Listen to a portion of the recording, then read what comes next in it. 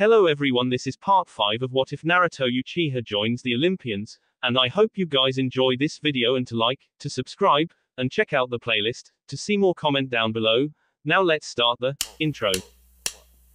They call me a god. They call me a god.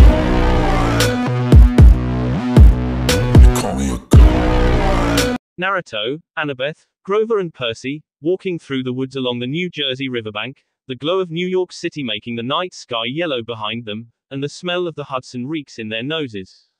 Grover was shivering and braying, his big goat eyes turned slit-pupilled and full of terror. Three kindly ones. All three at once. Percy was pretty much in shock himself. The explosion of bus windows still rang in his ears. But Annabeth kept pulling along, saying, "Come on. The farther away we get the better. All our money was back there," Percy reminded her. "Our food and clothes. Everything. Well, maybe if you hadn't decided to jump into the fight. What did you want me to do? Let you get killed?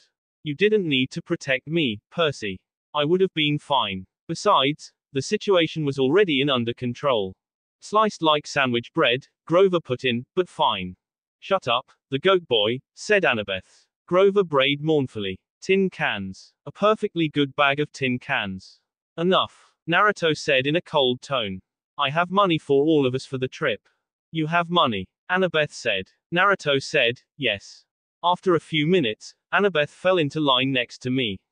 "Look, her voice faltered. "I appreciate you coming back for us, okay?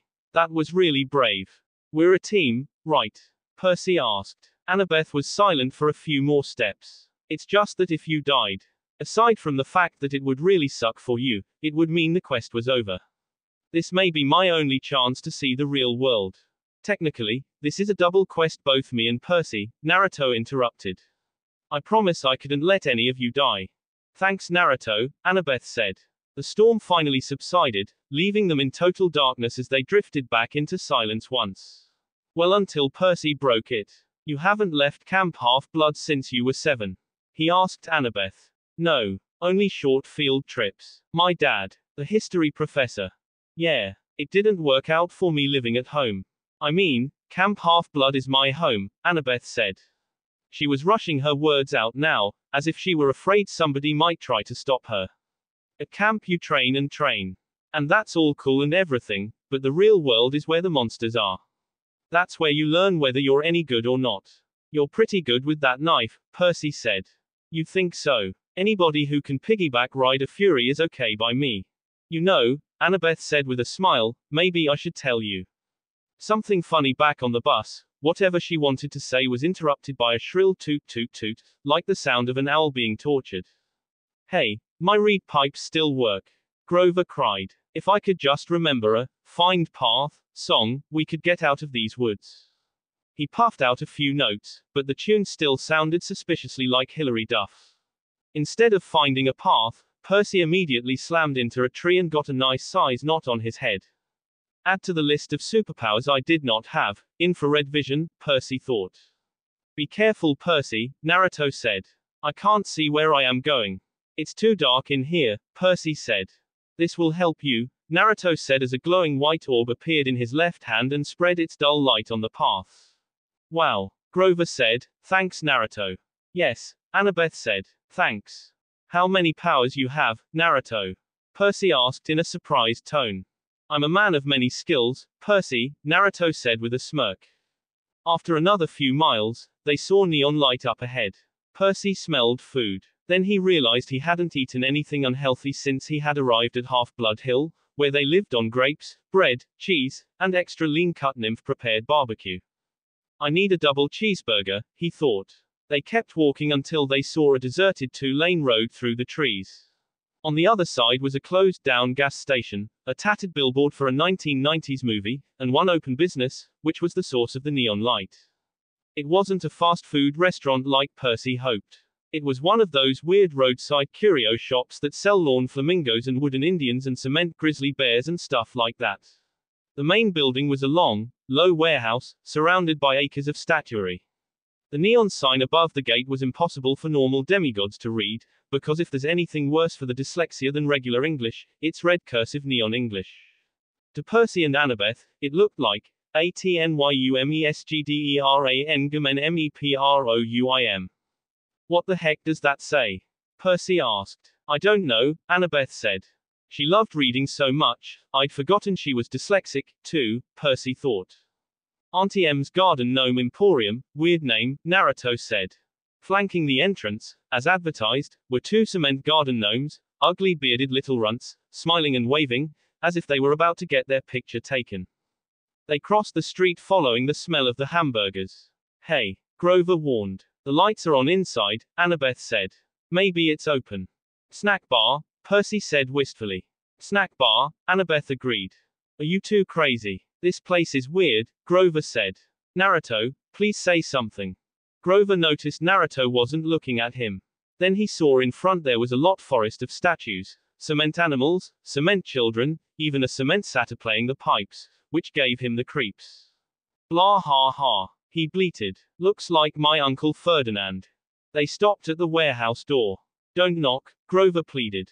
I smell monsters. Your nose is clogged up from the furies, Annabeth said to him. All I smell is burgers. Aren't you hungry? Meat, Grover said scornfully. I'm a vegetarian.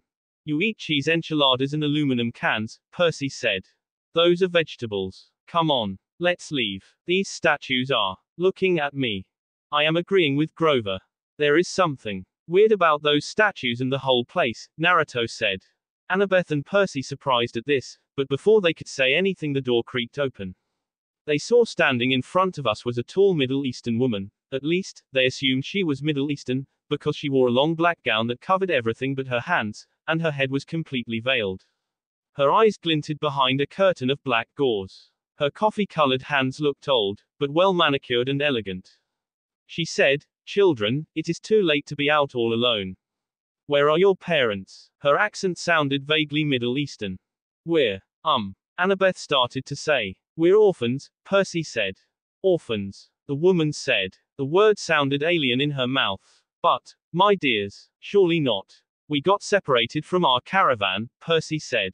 Our circus caravan. The ringmaster told us to meet him at the gas station if we got lost, but he may have forgotten, or maybe he meant a different gas station. Anyway, we're lost. Is that food I smell? Oh, my dears, the woman said. You must come in, poor children. I am Auntie M. Go straight through to the back of the warehouse, please. There is a dining area. They thanked her and went inside. Annabeth muttered to Percy, Circus caravan. Always have a strategy, right? Your head is full of kelp. Naruto's eyes narrowed on the woman. There is something odd about her. I have to keep eyes on her, he thought. He went inside. The warehouse was filled with more statues, people in all different poses, wearing all different outfits and with different expressions on their faces. Percy and Annabeth were hungry. They never noticed Grover's nervous whispers, or the way the statues' eyes seemed to follow them, or the fact that Auntie M had locked the door behind them. All they cared about was finding the dining area. As soon as they go to the back of the place, they noticed a fast food counter with a grill, a soda fountain, a pretzel heater, and a nacho cheese dispenser. Everything you could want, plus a few steel picnic tables out front. Please, sit down, Auntie M said. Awesome, Percy said. Auntie M said, and this is free. It is my treat, for such nice orphans. Thank you, Mom, Annabeth said. Auntie M stiffened, as if Annabeth had done something wrong, but then the old woman relaxed just as quickly. Only Naruto noticed this. Quite all right, Annabeth, she said. You have such beautiful gray eyes, child. How she knew Annabeth's name. We had never introduced ourselves, Naruto thought. Their hostess disappeared behind the snack counter and started cooking. Before we knew it, she'd brought us plastic trays heaped with double cheeseburgers, vanilla shakes, and XXL servings of French fries.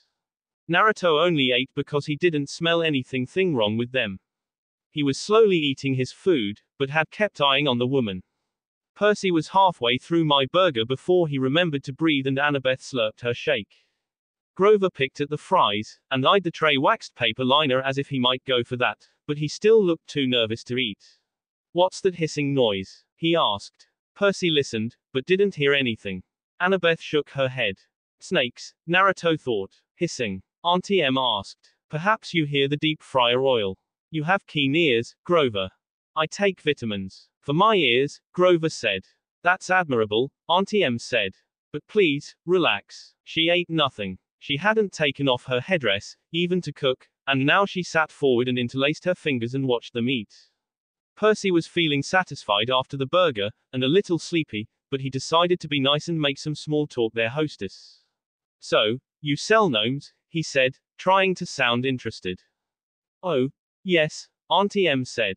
And animals. And people. Anything for the garden. Custom orders. Statuary is very popular, you know. A lot of business on this road. Not so much, no. Since the highway was built. Most cars, they are not going this way now. I must cherish every customer I get. Suddenly Percy felt somebody else was looking at him. He turned, but it was just a statue of a young girl holding an Easter basket.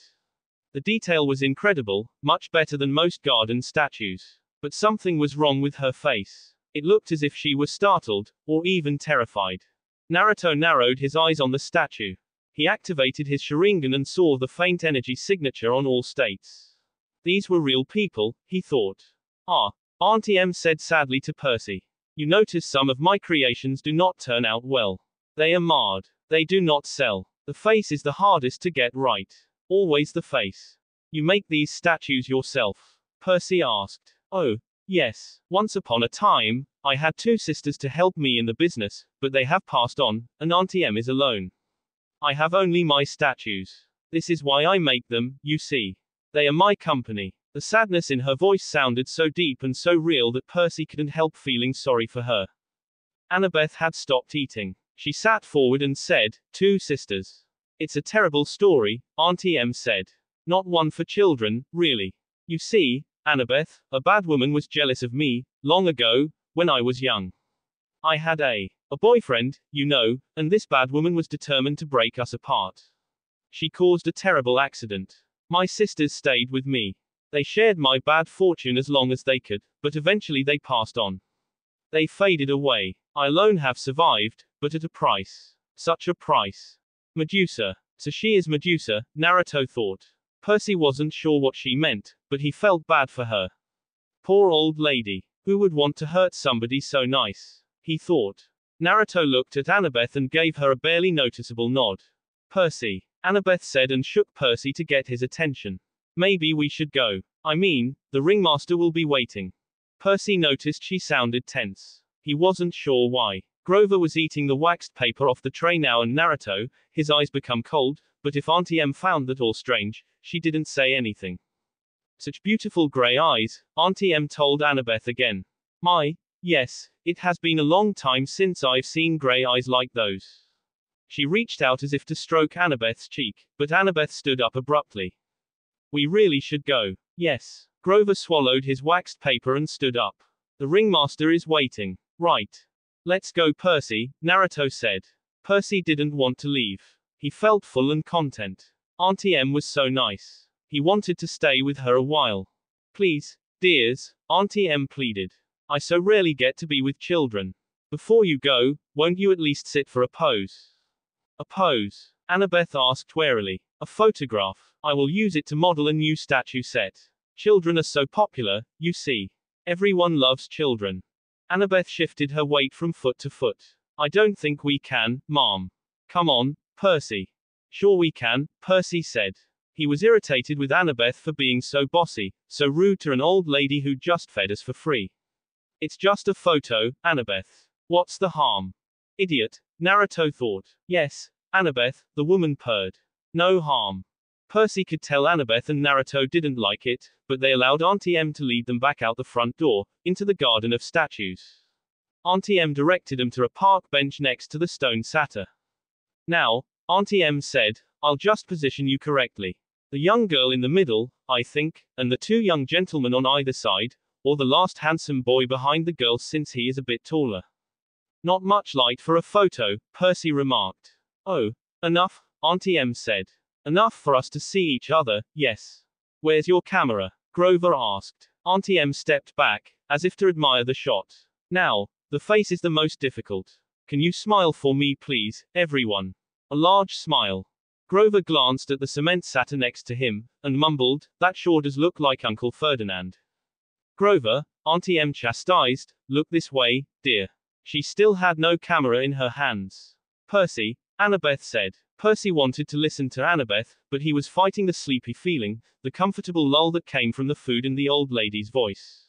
I will just be a moment, Auntie M said. You know, I can't see you very well in this cursed veil. Percy, something's wrong, Annabeth insisted. Wrong, Auntie M said, reaching up to undo the wrap around her head. Not at all, dear. I have such noble company tonight. What could be wrong? That is Uncle Ferdinand, Grover gasped. Look away from her, Annabeth shouted. Naruto disappeared in a burst of crows and all crows began to attack on Auntie M. While Annabeth whipped her Yankees cap onto her head and vanished. She pushed Grover and Percy both off the bench. Percy was on the ground. He heard Grover scrambling off in one direction, Annabeth in another. But he was too dazed to move. He heard Auntie M screamed. What is this? Auntie M screamed in pain as the crows began to peck and tear her flesh from her bone. She was eaten alive by crows. Then it stopped. She was still standing, where she had been from the start. Did you enjoy the show? Naruto said from somewhere. I would enjoy killing you, son of death, Auntie M shouted angrily. Yes, but you don't have enough power to kill me. Auntie M said, I'll see you later, but first. She turned her attention to Percy and smiled. Percy was freaking out, heard a strange, rasping sound above me. His eyes rose to Auntie M's hands, which had turned gnarled and warty, with sharp bronze talons for fingernails. He almost looked higher, but somewhere off to his left Annabeth screamed, no. Don't.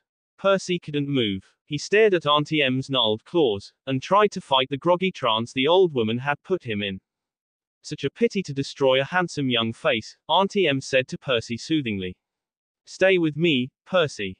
All you have to do is look up. Percy fought the urge to obey. Instead he looked to one side and saw one of those glass spheres people put the gardens, a gazing ball. He could see Auntie M's dark reflection in the orange glass. Her headdress was gone, revealing her face as a shimmering pale circle. Her hair was moving, writhing like serpents. Auntie M. How could I have been so stupid? He thought. The grey-eyed one did this to me, Percy, Medusa said, and she didn't sound anything like a monster. Annabeth's mother, the cursed Athena, turned me from a beautiful woman into this. Don't listen to her. Annabeth's voice shouted, somewhere in the statuary. Run, Percy. Silence. Medusa snarled. Then her voice modulated back to a comforting purr. You see why I must destroy the girl, Percy. She is my enemy's daughter. I shall crush her statue to dust. But you, dear Percy, you need not suffer. No, Percy muttered. He tried to make his legs move. Do you really want to help the gods? Medusa asked. Do you understand what awaits you on this foolish quest, Percy? What will happen if you reach the underworld? Do not be a pawn of the Olympians, my dear. You would be better off as a statue. Less pain. Less pain. Idiot, Naruto said from somewhere. Suddenly an invisible force slammed on Medusa and sent her away from Percy. She yelled, her snake hair hissing and spitting. Percy scrambled away and hid in the statuary. Right next to him, Annabeth's voice said, Percy. Percy jumped so high his feet nearly cleared a garden gnome. Geez, don't do that. Annabeth took off her Yankees cap and became visible. You have to cut her head off. What? Are you crazy? Let Naruto handle her. Percy, you have to do this your own, Naruto said as he appeared next to him, further scaring him. Percy asked, why? Percy, I won't always be there to protect you. You have to learn to defend yourself, Naruto said. Percy was unsure about that, but Annabeth said, Medusa is a menace. She's evil. I'd kill her myself, but... She swallowed, as if she were about to make a difficult admission. But you've got the better weapon. Besides, I'd never get close to her. She'd slice me to bits because of my mother. You've got a chance. What? I can't, Percy said. Look, do you want her turning more innocent people into statues? She pointed to a pair of statue lovers, a man and a woman with their arms around each other, turned to stone by the monster. Annabeth grabbed a green gazing ball from a nearby pedestal. A polished shield would be better. She studied the sphere critically. The convexity will cause some distortion. The reflection size should be off by a factor of. Would you speak English? I am. Annabeth said and she tossed him the glass ball. Just look at her in the glass. Never look at her directly. Hey, guys, Grover yelled somewhere above them. I think she's unconscious. Ruah. Maybe not, Grover corrected. Hurry up, Annabeth said. She whipped her Yankees cap onto her head and vanished. Good luck, Percy, Grover said. He went into hiding. Good luck, Naruto said. Use the lessons Chiron taught you back in school, use your brain on this one. His eyes turned red and he slowly sank into the ground. Easy for you, Percy thought. He took out his pen and uncapped it. The bronze blade of Riptide elongated in his hand. He followed the hissing and spitting sounds of Medusa's hair. He kept his eyes locked on the gazing ball so he would only glimpse a Medusa's reflection, not the real thing. Then, in the green-tinted glass, he saw her. He yelled, "Hey!" Percy advanced on her, which wasn't easy, holding a sword and a glass ball. She let him approach. 20 feet, 10 feet. He saw the reflection of her face. Surely it wasn't really that ugly. The green swirls of the gazing ball must be distorting it, making it look worse, he thought. You wouldn't harm an old woman, Percy, Medusa said. I know you wouldn't. Percy hesitated, fascinated by the face he saw reflected in the glass, the eyes that seemed to burn straight through the green tint, making his arms go weak. Percy, don't listen to her. Grover shouted from his hiding. Medusa cackled. Too late. She lunged at Percy with her talons. Percy slashed up with his sword, and then heard a sickening shock. Then a hiss like wind rushing out of a cavern, the sound of a monster disintegrating. Something fell to the ground next to his foot. It took all his willpower not to look. He could feel the warm ooze soaking into his sock, little dying snake heads tugging at his shoelaces. Oh, yuck, Grover said. His eyes were still tightly closed. Mega yuck. Annabeth came up next to him, her eyes fixed on the sky. She was holding Medusa's black veil. She said, "Don't move." Very carefully, without looking down, she knelt and draped the monster's head in black cloth, then picked it up. It was still dripping green juice. Good job, Percy, Naruto said. He suddenly rose from the ground like ghosts and freaked out all of them. Don't do that, Naruto, Annabeth shouted. Naruto ignored her and asked Percy, "Are you okay?" Yeah, Percy decided, though he felt like throwing up his double cheeseburger. Naruto saw Percy's sick face. This will help you, he said. He put his hand on his head and used medical jutsu. Thanks. Percy felt much better. Why didn't the head evaporate? He asked. Once you sever it, it becomes a spoil of war, Annabeth said. Same as your Minotaur's horn. But don't unwrap the head. It can still petrify you. Percy recapped his sword. Together, they stumbled back to the warehouse. They found some old plastic grocery bags behind the snack counter and double-wrapped Medusa's head. They plopped it on the table where they had eaten dinner and sat around it. Percy said, "So we have Athena to thank for this monster." Annabeth flashed him an irritated look. Your dad, actually. Don't you remember? Medusa was Poseidon's girlfriend. They decided to meet in my mother's temple.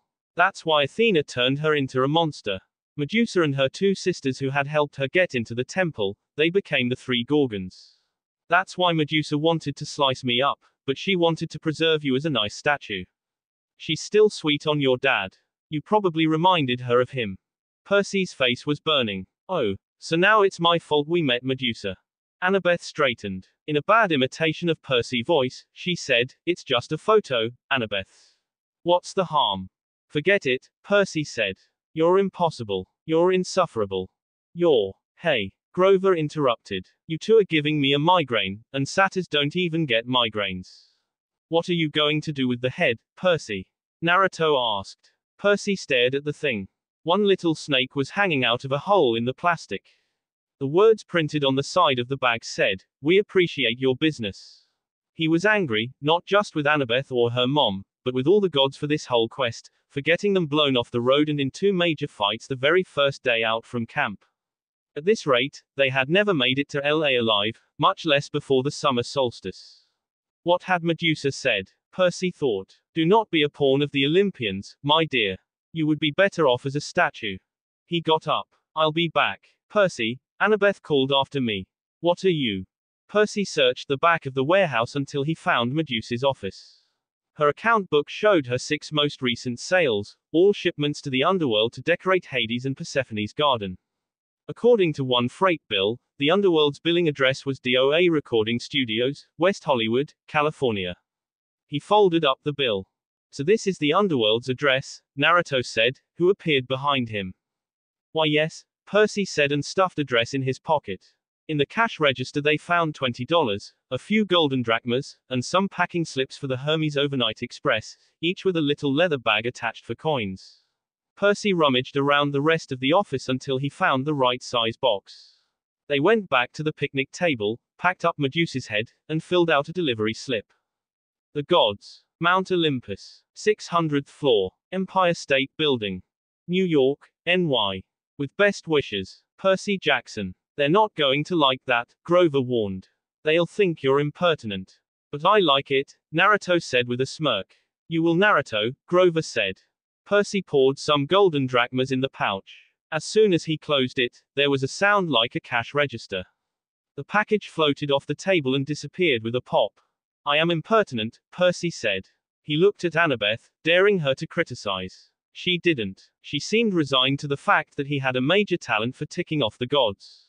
Come on, she muttered. We need a new plan. Naruto, Percy, Annabeth and Grover camped out in the woods, 100 yards from the main road, in a marshy clearing that local kids had obviously been used for parties. The ground was littered with flattened soda cans and fast food wrappers. Well, this probably not the best place to camp out, Percy said. Grover said, it's okay, Percy. We have some food and blankets. And we don't have any option, Annabeth said. Naruto said, yes, we have another option. He stopped in a clearing suddenly, they all looked at him. He began to make hand seals and said while slamming his hands in the ground. Mokuton Haijutsu, Shichuka no Jutsu, would release, 4 pillars house technique. Many roots started coming from the ground. They started growing and twisting together. It took them about a minute to finish. By the time it did, Naruto was on top of a fully formed house. The other gawked at the building that just materialized out of the ground. Wow, Annabeth, Percy and Grover thought. There's a plenty space for all so you can sleep inside instead in the outside, Naruto said. They entered into the house and their jaws dropped the floor when they saw the inside. It was furnished, there were couches and soft rugs on the floor. That is awesome, Grover said. Thanks, Naruto said, go to sleep. I'm going to first watch. Why? Percy asked. In case any more monsters come after us, that way we won't be surprised, Naruto explained. Thanks Naruto, Annabeth said. She took a blanket and slept on the couch. That was fast, Percy said. Percy, we all have a rough day, Grover said. Rough for you not me, Naruto said and he disappeared. Naruto appeared on the roof. He started to make some hand sign. Kuchio's no jutsu. With a puff of smoke crows appeared. Guard the house, he said. All crows melt in shadow. Time to meet Talia, Naruto thought. He sat on the roof and closed his eyes. 0 with Talia 0. Talia was sitting alone and was thinking about Naruto. It's only a few days and I already miss him, she thought as she looked at the necklace, which Naruto had given to her. She thought of their kiss. He is good. Blush was visible on her face. She saw necklace started to shine brightly and with a bright flash Naruto appeared front of him. Naruto, Talia said happily as she stood up and tried to hug him, but she phased thought him. Hush. Naruto said, Talia, I'm only a projection. The real me is on quest. Sorry. No problem, but one thing's sure. You missed me lot. Talia's face turned bright red. Whatever, she said. So what happened in your quest? We fought with the Furies and Medusa. What? Talia shouted. Are you alright? We are fine, Naruto said. Sit down, let me tell you the whole story. Naruto told her the whole story, how they fought Furies and Medusa. 0 with other 0. Percy came out from the house and he saw Grover was sitting on the lowest bough of a tree. Go ahead and sleep, Percy said. I'll wake you if there's trouble. He saw Naruto wasn't there. Where is Naruto? He is on the roof, Grover said as put his back to the trunk, and stared at the night sky. It makes me sad, Percy. What does? The fact that you signed up for this stupid quest. No, this makes me sad. Grover pointed at all the garbage on the ground. And the sky. You can't even see the stars. They've polluted the sky. This is a terrible time to be a satyr. Oh, yeah, I guess you'd be an environmentalist. Grover glared at him. Only a human wouldn't be. Your species are clogging up the world so fast.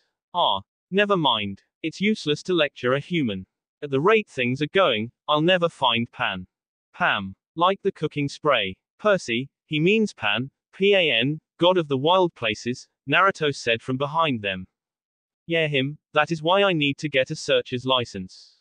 That way, I will be able to search for him, like my dad and Uncle Ferdinand, Grover said.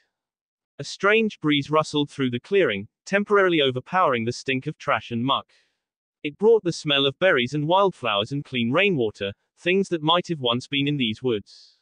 Suddenly Percy was nostalgic for something he had never known. Tell me about the search, he said. Grover looked at Percy cautiously, as if he were afraid he was just making fun. The god of wild places disappeared 2,000 years ago, Grover said to them. A sailor off the coast of Ephesus heard a mysterious voice crying out from the shore, tell them that the great god Pan has died. When humans heard the news, they believed it. They've been pillaging Pan's kingdom ever since. But for the satyrs, Pan was our lord and master. He protected us in the wild places of the earth. We refuse to believe that he died. In every generation, the bravest satyrs pledged their lives to finding Pan. They search the earth, exploring all the wildest places, hoping to find where he is hidden, and wake him from his sleep. And you want to be a searcher? Percy asked. It's my life's dream, Grover said. My father was a searcher. And my Uncle Ferdinand. The statue you saw back there. Oh, right, sorry. Grover shook his head. Uncle Ferdinand knew the risks. So did my dad. But I'll succeed. I'll be the first searcher to return alive. Hang on, the first. Grover took his reed pipes out of his pocket. No searcher has ever come back. Once they set out, they disappear. They're never seen alive again. Not once in 2,000 years. No. And your dad, you have no idea what happened to him. None. But you still want to go, Percy said, amazed. I mean, you really think you'll be the one to find Pan? I have to believe that, Percy. Every searcher does. It's the only thing that keeps us from despair when we look at what humans have done to the world. I have to believe Pan can still be awakened. Percy stared at the orange haze of the sky and tried to understand how Grover could pursue a dream that seemed so hopeless. Then again, was I any better? He thought. How are we going to get into the underworld? He asked. I mean, what chance do we have against a god? I don't know, Grover admitted. But back at Medusa's, when you and Naruto were searching her office, Annabeth was telling me. Oh, I forgot. Annabeth will have a plan all figured out. Grover said, don't be so hard on her, Percy. She's had a tough life, but she's a good person. After all, she forgave me. His voice faltered. What do you mean? Percy asked. Forgave you for what? Suddenly, Grover seemed very interested in playing the notes on his pipes. Talia, Naruto said. Percy, he was her kipper.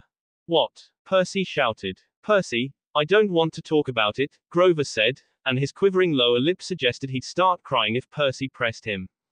Grover, don't be sad, Naruto said. That wasn't your fault. Thanks Naruto, Grover said. He looked at Percy. But as I was saying, back at Medusa's, Annabeth and I agreed there's something strange going on with this quest. Something isn't what it seems. Well, duh. I and Naruto are getting blamed for stealing a thunderbolt, Percy said. That's not what I mean, Grover said. The kindly ones were sort of holding back. Like Mrs. Dodds at Yancey Academy. Why did she wait so long to try to kill you? Then on the bus, they just weren't as aggressive as they would have been. They seemed plenty aggressive to me. Grover shook his head. They were screeching at us, where is it? Where? Asking about me, Percy said. Maybe. But Annabeth and I, we both got the feeling they weren't asking about a person. They said, where is it? They seemed to be asking about an object. That doesn't make sense. It did make sense, Percy, Naruto said. Something has been stolen from my father, which isn't Zeus Master Bolt. Grover, yes. But if we've misunderstood something about this quest, and we only have 9 days to find the Master Bolt. He looked at them like he was hoping for answers, but they didn't have any answer. I haven't been straight with all of you, Percy said. I don't care about the Master Bolt. I agreed to go to the underworld so I could bring back my mother. We already know that, Naruto said. Grover blew a soft note on his pipes. Yes. But are you sure that's the only reason? I'm not doing it to help my father. He doesn't care about me. I don't care about him, Percy said. Really? Naruto said. Grover gazed down from his tree branch. Look, Percy, I'm not as smart as Annabeth. I'm not as brave as you. I'm not as strong as Naruto. But I'm pretty good at reading emotions. You're glad your dad is alive. You feel good that he's claimed you, and part of you wants to make him proud. That's why you mailed Medusa's head to Olympus. You wanted him to notice what you'd done. Yeah. Well, maybe satyr emotions work differently than human emotions. Because you're wrong. I don't care what he thinks. Percy said, a bit irritated. Grover pulled his feet up onto the branch. Okay, Percy. Whatever. Besides, I haven't done anything worth bragging about. We barely got out of New York and were stuck here with no money, well except for whatever Naruto has got, and no way west. Naruto looked at them. That's enough, both of you, he said. Go to sleep. But, Percy wanted to protest, but Naruto gave him a cold look. He nodded. Good, Naruto said. He saw both Percy and Grover left. He looked at the sky and thought, what I'm going to do now. Then he saw trash. I know. Amaterasu. 0 in Percy's dream 0. Percy stood in a dark cavern before a gaping pit. Grey mist creatures churned all around him, whispering rags of smoke that he somehow knew were the spirits of the dead. They tugged at his clothes, trying to pull him back, but he felt compelled to walk forward to the very edge of the chasm. The pit yawned so wide and was so completely black, Percy knew it must be bottomless. Yet he had a feeling that something was trying to rise from the abyss, something huge and evil. The little hero, an amused voice echoed far down in the darkness. Too weak, too young, but perhaps you will do. The voice was ancient, cold and heavy. It wrapped around Percy like sheets of lead. They have misled you, boy, it said. Barter with me. I will give you what you want. A shimmering image hovered over the void. Percy's mother, Sally, frozen at the moment she dissolved in a shower of gold. Her face was distorted with pain, as if the Minotaur was still squeezing her neck. Her eyes looked directly at him, pleading, go. Percy tried to cry out, but his voice wouldn't work. Cold laughter echoed from the chasm. An invisible force pulled him forward. Help me rise, boy. The voice became hungrier. Bring me the bolt. Strike a blow against the treacherous go. That's enough. A familiar voice shouted. Suddenly the whole world turned red and with a flock of crows Naruto appeared front of Percy. Last time what I told you, Naruto said. You are not welcome here. Not in my mind nor Percy's. You disrespectful child. I will save it, Naruto said in a cold tone. Go back. He sent shockwave everywhere. Percy saw the image of his mother began to fade. What is this, Naruto? He asked. Percy, someone is trying to manipulate you, Naruto said. We can talk about it later. Now wake up. Percy felt someone was shaking him. His eyes opened, and it was daylight. Well, Annabeth said, the zombie lives. Percy was trembling from the dream. How long was I asleep? Long enough for me to cook breakfast. Annabeth tossed him a bag of nacho-flavored corn chips from Auntie M's snack bar. Grover and Naruto, they're gone for the exploring. Also come with me, you like to see this. They came out from the house. Percy's jaw dropped on the ground, when he saw front sight. Yesterday where trash was now there was beautiful flowers, green grass and trees. Beautiful, isn't it? Familiar voice said behind him. Whoa, Percy said. He saw Naruto. Naruto, how many times I told you not to do that? Whatever, Percy, Naruto said. So you liked my work. You did that, Percy said as he pointed at a sight. Naruto nodded. How? You mean this, Naruto said. He started to make hand sign and shouted, Mokuton, Jukai Koten, would release. Nativity of a sea of trees, in few seconds, he turned the remaining area into a vast forest complete with trees. How many powers you have, Naruto? Percy said. I'm a man of many skills, Percy, Naruto said with a smirk. Percy looked around and saw Grover was sitting cross-legged on a blanket with something fuzzy in his lap, a dirty, unnaturally pink stuffed animal. No, it wasn't a stuffed animal. It was a pink poodle, Percy thought. The poodle yapped at Percy suspiciously. Grover said, no, he's not. Percy blinked. Are you talking to that thing? This thing, Grover warned, is our ticket west. Be nice to him. You can talk to animals? Percy asked. Naruto said, considering he is part animal, then yes. Percy, meet Gladiola. Gladiola, Percy. Percy stared at Annabeth and Naruto, figuring they did crack up at this practical joke they were playing with him, but they looked deadly serious. I'm not saying hello to a pink poodle, he said. Forget it. Percy, Annabeth said. I said hello to the poodle. You say hello to the poodle. The poodle growled. Hello poodle, Percy said. Grover explained that he'd come across Gladiola in the woods and they'd struck up a conversation. The poodle had run away from a rich local family, who'd posted a $200 reward for his return. Gladiola didn't really want to go back to his family, but he was willing to if it meant helping Grover. How does Gladiola know about the reward?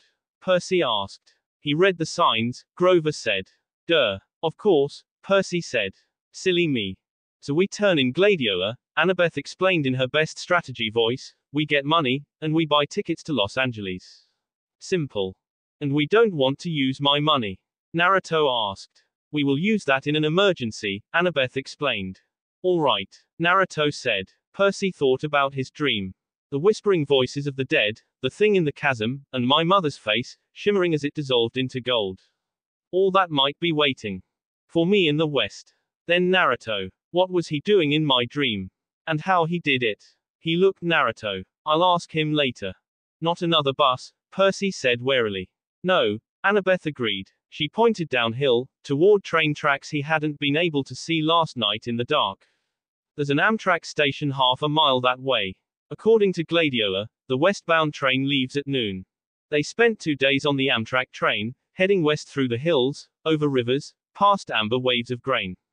They weren't attacked once, but they didn't relax. They still kept the guard up.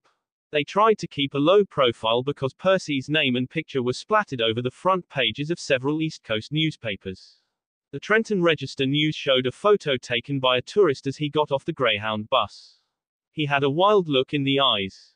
The picture's caption reads, 12-year-old Percy Jackson, wanted for questioning in the Long Island disappearance of his mother 2 weeks ago, is shown here fleeing from the bus where he accosted several elderly female passengers. The bus exploded on an East New Jersey roadside shortly after Jackson fled the scene. Based on eyewitness accounts, police believe the boy may be traveling with 2 teenage accomplices. His stepfather, Gabe Ugliano, has offered a cash reward for information leading to his capture. Don't worry, Annabeth said. Mortal police could never find us. For some reason, she did not sound all that sure about it. I have one question, Percy said. He turned at Naruto. Why they don't know anything about you? He asked. Because I had put illusion on me, Naruto said. Then why don't you do that on us? Grover asked. Because you never asked, Naruto said calmly. They sweat dropped his answer. The rest of the day Percy spent alternately pacing the length of the train or looking out the windows. On the way to their destination, Percy spotted a family of centaurs galloping across a wheat field, bows at the ready, as they hunted lunch.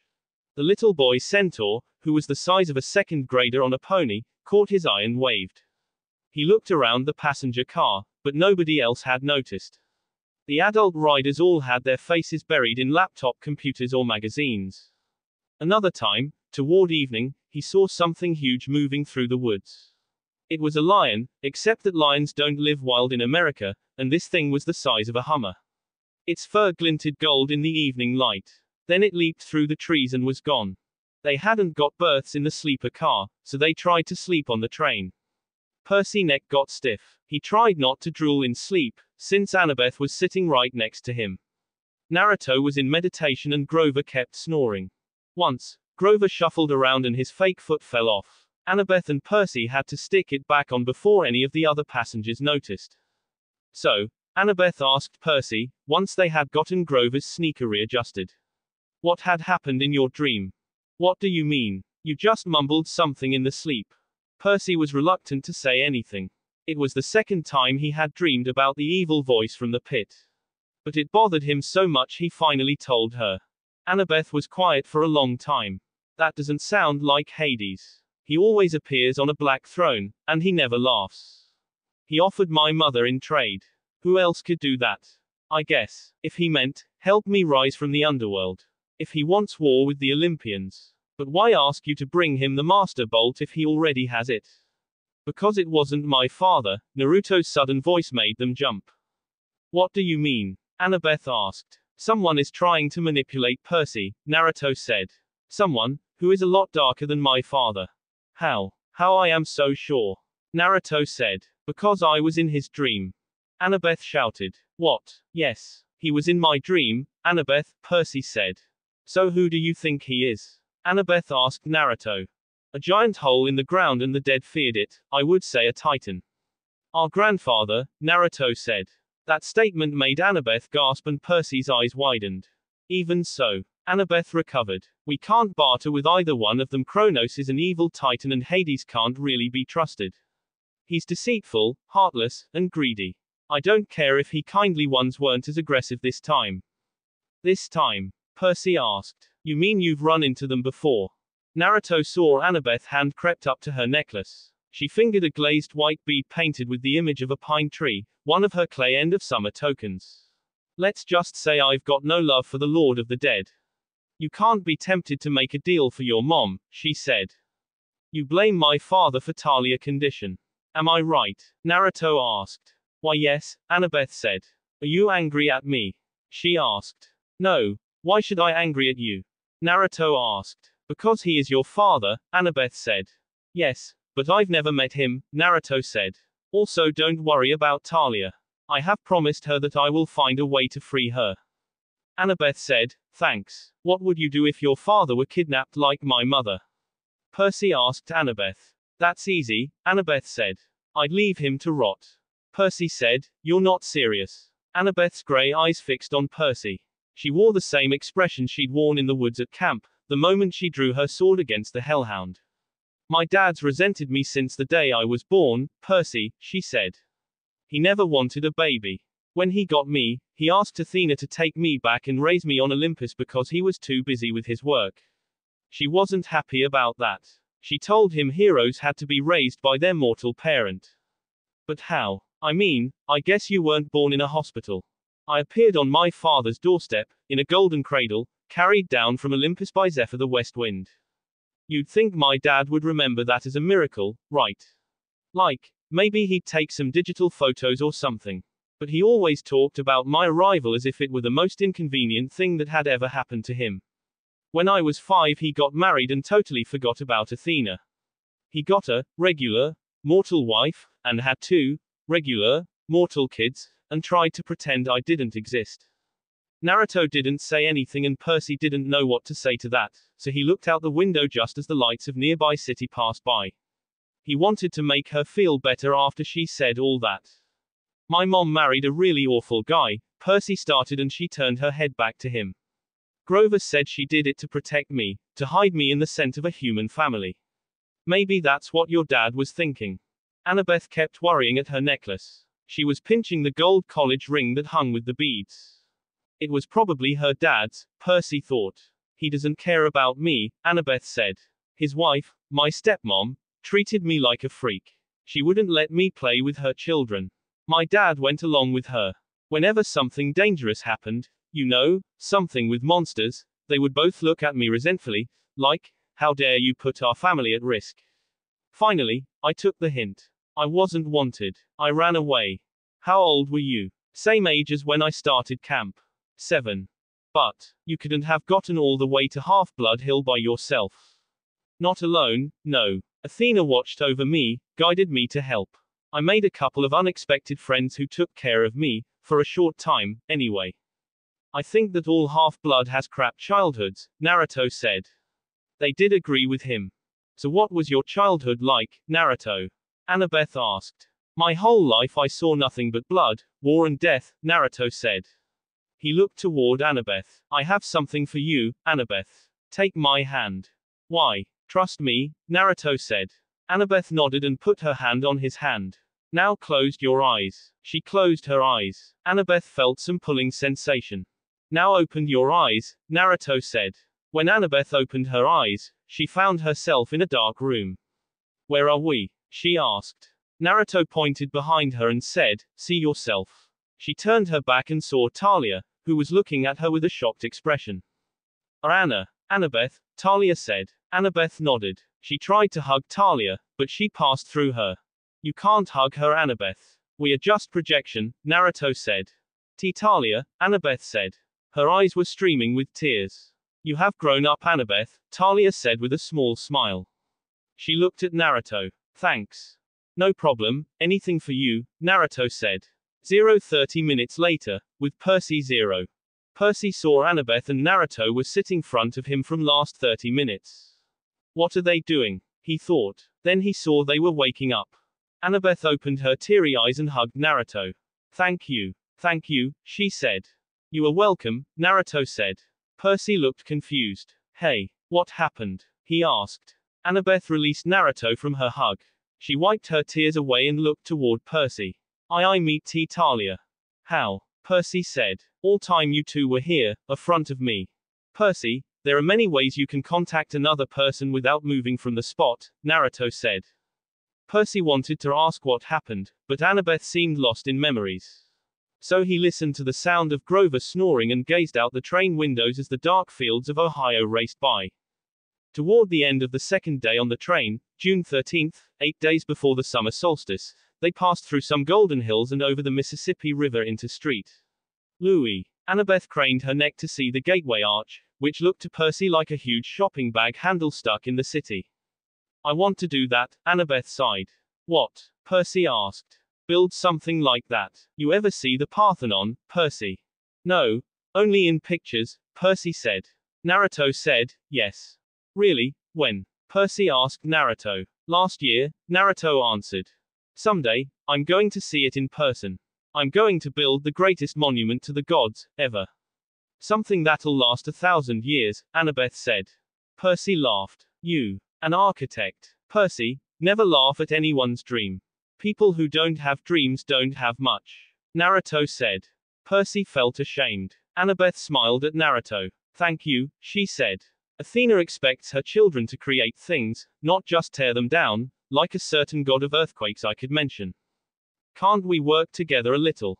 Percy pleaded. I mean, didn't Athena and Poseidon ever cooperate? I guess. The chariot, Annabeth said tentatively. My mom invented it, but Poseidon created horses out of the crests of waves. So they had to work together to make it complete. Then we can cooperate, too. Right? Percy asked as they entered the city and the arch disappeared behind a hotel. I suppose. Annabeth said at last. Good to know, you two can work together, Naruto said. They pulled into the Amtrak station downtown. The intercom told them they had a 3-hour layover before departing for Denver. Grover stretched. Before he was even fully awake, he said, food. Come on, the goat boy, Annabeth said. Sightseeing. Sightseeing. The gateway arch, she said. This may be my only chance to ride to the top. Are you coming or not? Grover and Percy exchanged looks. Percy wanted to say no. Okay, Annabeth, Naruto said, and don't worry about money. I will pay the bill. Grover shrugged. As long as there's a snack bar without monsters, he said. The arch was about a mile from the train station. Late in the day the lines to get in weren't that long. They threaded way through the underground museum, looking at covered wagons and other junk from the 1800s. Annabeth kept telling him interesting facts about how the arch was built, but only Naruto was listening to her. Percy kept looking around, though, at the other people in line.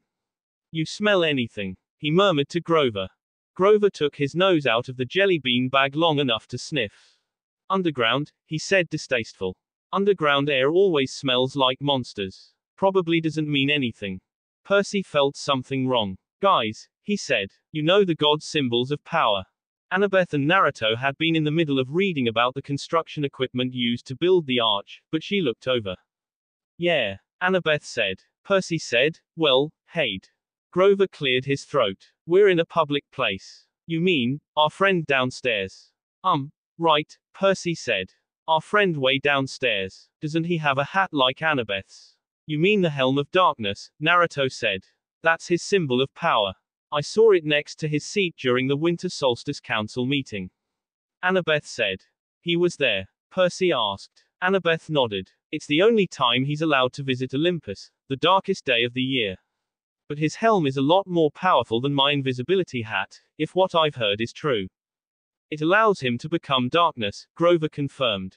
He can melt into shadow or pass through walls. He can't be touched, or seen, or heard. And he can radiate fear so intense it can drive you insane or stop your heart. Why do you think all rational creatures fear the dark? But then, how do we know he's not here right now, watching us? Percy asked. Annabeth and Grover exchanged looks. We don't, Grover said. Don't worry about it. My father is not here, Naruto said. I can sense him in darkness, because darkness is also one of my domains. To prove his point, a shadow rose from the ground and wrapped around his right arm like snake. Thanks, that makes me feel a lot better, Percy said. It seemed Percy was calm until they had to get into a small car that would send him up the arch. I hate confined places. They make me nuts, Percy thought. They got shoehorned into the car with this big fat lady and her dog, a chihuahua with a rhinestone collar. They figured maybe the dog was a seeing-eye chihuahua, because none of the guards said a word about it. They started going up, inside the arch. Percy had never been in an elevator that went into a curve, and his stomach wasn't too happy about it. No parents? The fat lady asked them. She had beady eyes, pointy, coffee-stained teeth, a floppy denim hat, and a denim dress that bulged so much, she looked like a blue jean blimp. There below, Annabeth told her. Scared of heights. Oh, the poor darlings. The chihuahua growled. The woman said, now, Sonny. Behave. The dog had beady eyes like its owner, intelligent and vicious. Percy said, Sonny. Is that his name? No. The lady told him. She smiled, as if that cleared everything up. They are not normal, Naruto thought. At the top of the arch, the observation deck reminded him of a tin can with carpeting. Rows of tiny windows looked out over the city on one side and the river on the other. The view was okay, but it was making Percy sick a bit. High places and closed spaces didn't mix well for him. Annabeth kept talking about structural supports, and how she would have made the windows bigger, and designed a see-through floor. She probably could have stayed up there for hours, but the park ranger announced that the observation deck would be closing in a few minutes. They steered toward the exit, loaded them into the elevator, and Percy was about to get in myself when he realized there were already 2 other tourists inside. No room for him. The park ranger said, next car, sir. We'll get out, Annabeth said. We'll wait with you. Naruto saw people left on the observation deck was Percy, a little boy with his parents, the park ranger, and the fat lady with her chihuahua. Percy said, no, it's okay. Percy, we will wait for you, Naruto said in serious voice. They came out from the elevator and gave their place to the little boy and his parents. Elevator door slides shut and the car disappeared down the ramp. Now the only people left on the observation deck were Percy, Naruto, Annabeth, Grover, the park ranger, and the fat lady with her chihuahua. Why did you do that, Naruto? Percy asked. You will know very soon, Naruto said. All of you keep your guard up. He quickly put genjutsu on the park ranger. Before they could ask anything, the fat lady's chihuahua jumped down and started yapping at them. Not now, Sonny, the lady said. The chihuahua bared his teeth at him, foam dripping from his black lips. Well, son, the fat lady sighed. If you insist. Did you just call the chihuahua your son? Percy asked, getting a nod from the fat woman. Chimera, dear, the fat lady corrected. Not a chihuahua. It's an easy mistake to make. See, Chimera. And she called him her son, Grover said. It means she is. Echidna, Annabeth said. The fat woman rolled up her denim sleeves, revealing that the skin of her arms was scaly and green. When she smiled, they saw that her teeth were fangs. The pupils of her eyes were sideways slits, like a reptile's. The chihuahua barked louder, and with each bark, it grew. First to the size of a Doberman, then to a lion. The bark became a roar. It was now so tall it back rubbed against the roof. It had the head of a lion with a blood-caked mane, the body and hooves of a giant goat, and a serpent for a tail, a 10-foot-long diamond back growing right out of its shaggy behind. The rhinestone dog collar still hung around its neck, and the plate-sized dog tag was now easy to read. Chimera, rabid, fire-breathing, poisonous, IFFOUND, please call TARTARUS, EXT. 954. The snake lady made a hissing noise that might have been laughter. Be honored, Percy Jackson and Naruto Uchiha. Lord Zeus rarely allows me to test a hero with one of my brood. For I am the mother of monsters, the terrible Echidna. Percy stared at her. All he could think to say was, isn't that a kind of anteater? Idiot, Naruto and Annabeth thought. Echidna howled, her reptilian face turning brown and green with rage. I hate it when people say that. I hate Australia, naming that ridiculous animal after me. For that, my son shall destroy all of you. The chimera charged, its lion teeth gnashing at Percy, but Naruto appeared front him. Futon, Shinkugyoku, wind release, vacuum sphere, he took a deep breath and then exhaled several small blasts of wind chakra toward Chimera and Echidna. That sent him away. Annabeth and Grover, take care the ranger. Naruto said. Annabeth and Grover nodded. He looked at the fallen form of Chimera with his M's eternal Mangekyo Sharingan. Then suddenly Echidna appeared there and looked like she was pissed. You. She pointed toward Naruto. I am going to kill you slowly, painfully. I don't think so, Naruto said. Suddenly Echidna leaped aside to avoid being hit by a column of flame. She saw where she had been standing a moment before was a ragged hole in the side of the arch, with melted metal steaming around the edges. She looked at the attacker and it was her son, Chimera. Son, what are you doing? She shouted. Chimera moved between Naruto and her. He bared his teeth at her. What? Echidna said. She looked at her son's eyes, which were now red with rounded pupils. What did you do with my son? She demanded. Nothing, Naruto said. He put his hand on Chimera. He is my new pet from now. Before Echidna could say, Chimera opened its mouth and shot a column of flame straight at her, but she was able to dodge it. Percy uncapped his sword, riptide and tried to attack on Echidna from behind. Before he could swing his sword, she saw him and caught his hand. She threw him out of the hole in the arch, down toward the Mississippi River. Percy. Annabeth and Grover shouted. He would fine. He is the son of Poseidon, Naruto said. Grover go after him. Grover nodded and using magic shoes he went after Percy. Attack. He ordered Chimera as its mouth glowed red, heating up for another blast. Son. Echidna shouted, and the Chimera sent a column of flame toward her face. She dodged it again, but Chimera appeared front her and tried to attack her using his claws. Let me remind you that I am your mother, Echidna shouted angrily. She wrapped her arms around him and tossed him far away from her. Then she turned toward Naruto. You are going to pay for that, son of death. Really? Naruto said as his right-hand glove turned gauntlet. It was black and red gauntlet that had a small chain linking it and had a stinger-like blade on his middle finger. Sting all enemies to death, Hornet. With a burst of speed he disappeared. Few minutes earlier, with Percy 0. Percy saw the river race toward him at the speed of a truck. He felt the wind rip the breath from his lungs. Steeples and skyscrapers and bridges tumbled in and out of his vision. Flar boom. A white out of bubbles and he sank through the murk. Percy thought he was about to end up embedded in 100 feet of mud and lost forever. But his impact with the water hadn't hurt. He was falling slowly, bubbles trickling up through his fingers. He settled on the river bottom soundlessly. He found clouds of silt and disgusting garbage, beer bottles, old shoes, plastic bags, swirled up all around him. At that point, he realized a few things. First, he had not been flattened into a pancake. He had not been barbecued. He was alive, which was good. Second realization, he wasn't wet and he could feel the coolness of the water. He touched his own shirt, it felt perfectly dry. How? He thought. But the strangest thought occurred to him, he was breathing. He was underwater, and he was breathing normally. I should have been dead, Percy thought. It's a miracle. He heard a woman's voice, a voice that sounded a bit like his mother. Percy, what do you say? Thanks, Percy said. Thank you, father. He got no response. Why had Poseidon saved me? Percy thought. He heard a woman's voice again. Percy, your father believes in you. This time, he knew the voice wasn't in his head.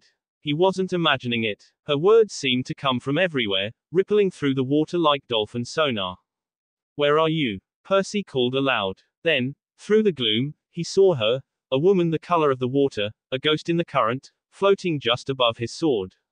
She had long billowing hair, and her eyes, barely visible, were green like him. Mom. No, child, only a messenger, though your mother's fate is not as hopeless as you believe. Go to the beach in Santa Monica. What? It is your father's will. Before you descend into the underworld, you must go to Santa Monica. Please, Percy, I cannot stay long. The river here is too foul for my presence. But, Percy said, how did you? I cannot stay, brave one, the woman said. She reached out, and Percy felt the current brush his face like a caress. You must go to Santa Monica. And Percy, do not trust the gifts. Her voice faded. Gifts? Percy asked. What gifts? Wait. She made one more attempt to speak, but the sound was gone. Her image melted away. Suddenly he heard Grover shout, Percy! Percy! Percy clapped his sword, stuck the ballpoint pen in his pocket. Thank you, father, he said again to the dark water. Then he kicked up through the muck and swam for the surface. He came near to Grover, who was floating using shoes. Grover saw him. Thank God, Percy. You are safe, he said. Let's go. He took Percy's hand and they flew toward Arch 0 in Arch 0. Percy and Grover both reached in Arch. They heard a familiar voice. Percy, I thought you'd gone to Hades the hard way. It was Annabeth. Are you all right? She asked. I'm fine, Percy said. We can't even leave you alone for 5 minutes. Whatever. Percy said. What happened here? He looked at Naruto, who was unharmed, and Echidna. She was bleeding heavily, and had some kind swell-shaped stamp on all over her body. Echidna said, Why you will die boy. I will see. However, she didn't have time to say before Naruto disappeared and reappeared from behind her. Another few cuts, swell appeared on her body. She had mouthed a cry of pain before she dropped to her knees holding her mouth and throat. The black blood just dripped and drooled all over the floor. Suddenly Naruto appeared front of her and stared at her with his cold eyes. This is the end, he said. Echidna looked at him with fear as he stabbed his stinger on one of the swirl. No, she shouted. A larger swirl quickly spread out from her wound and destroyed her body completely. Only remain was golden dust. Naruto looked at golden dust and saw something in there. He picked it up and looked closely. It was a small white crystal ball, which was held by a golden chain. Interesting, he thought. He saw Annabeth, Percy and Grover were coming toward him. What is that, Naruto? Percy asked when he saw a crystal in his hand. A prize, Naruto said. What it can do? Grover asked. Naruto noticed bruises on Annabeth's arm. What happened to your arm, Annabeth? He asked. Small accident, Annabeth said. Naruto took his crystal and put it on Annabeth's arm. Suddenly it had started to shine in green color and her injuries were disappeared completely in few seconds. Wow, it can heal people, Grover said. Interesting. It will really helpful, Naruto said, but sadly. It is useless to me. He gave it to Annabeth. Take it. She surprised at this. What? She said. I can't take it, Naruto. It is your prize. It is useless to me, Annabeth. I'm a good healer. Thanks. Annabeth took the crystal and put it in her pocket. No problem. Grover pointed toward Chimera and asked, but, what about him? Others looked at Chimera, who was coming toward them. Don't worry about him, Naruto said. He is my new pet. He turned toward Chimera and said, sit boy. Just like a loyal dog he did obey his command. Others were shocked at this. How did you do that? Percy asked. Like my grandfather's eyes, my eyes can control any demon or monster, Naruto said. So what are you going to do with him? Annabeth asked. Naruto smirked and started to make hand sign. He slammed his hand on the floor. With that, seal appeared around Chimera and he disappeared with a puff of smoke. Grover asked, where did he go? Somewhere in a safe place, Naruto said. Now let's go, before anyone comes here. What about the ranger, who saw everything? Annabeth asked. He will not remember anything. To him it was a small terrorist attack, Naruto said. Now, take my hand. They put their hands on his hand. A blank of eyes they appeared next to a floating McDonald. That was so fast, Percy said. A block away, they saw every emergency vehicle in St. Louis was surrounding the arch and police helicopters were circling overhead. A news lady was talking for the camera. Probably it was a terrorist attack, we're told, but it's still very early in the investigation. The damage, as you can see, is very serious. Let's go, Naruto said. Thanks to me, there is no eyewitness or proofs of this incident. What's next? Annabeth asked. We have to go Santa Monica, Percy said. Grover asked, why? Percy told them the story of his high dive act and the underwater lady's message. Whoa, said Grover. We've got to get you to Santa Monica. You can't ignore a summons from your dad. Both Annabeth and Naruto nodded. First things, Naruto said, we've got to get out of town. They made it back to the Amtrak station. They got on board the train just before it pulled out for Denver. The train trundled west as darkness fell, police lights still pulsing against the St. Louis skyline behind them. That will be it for this video. If you want more, comment down below, like, subscribe. And see you guys later.